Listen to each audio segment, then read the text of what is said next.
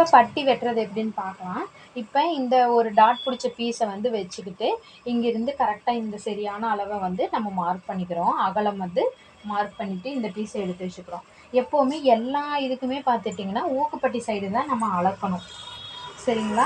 அடுத்து பார்த்தீங்கன்னா கீழே இந்த எட்ஜிலிருந்து இந்த பீஸ் ஜாயின் பண்ணுற வரைக்கும் இங்கே எவ்வளோ இருக்குன்னு பார்க்குறோம். பாருங்கள் இங்கே எவ்வளோ இருக்குன்னு. உங்களுக்கு 3 இருக்குங்களா?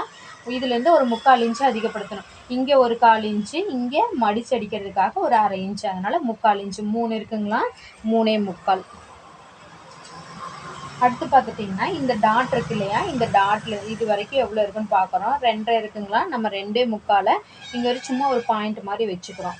அடுத்து இந்த ஹைட்டை நம்ம எவ்வளோ இருக்குன்னு பார்க்குறோம். இதுலேருந்து இது வரைக்கும் எவ்வளோ இருக்குன்ட்டு 2.25 இருக்குங்களா? நம்ம ஒரு 1/2 இன்ச் அதிகப்படுத்தி 2.25 இங்கே வச்சுக்கலாம். ஏன்னா இங்கே வளைவு வரதுக்காக இங்கே மட்டும் ஒரு 1/2 இன்ச்சு. அடுத்து இந்த எண்டில் எவ்வளோ இருக்குன்னு பார்க்குறோம். கீழேருந்து இங்கே வரைக்கும் 2.25 இருக்குது. நம்ம ஒரு 3/4 இன்ச்சு அதிகப்படுத்தி 3 வச்சுக்கிறோம். 3 வச்சு வரைஞ்சிக்கிறோம்.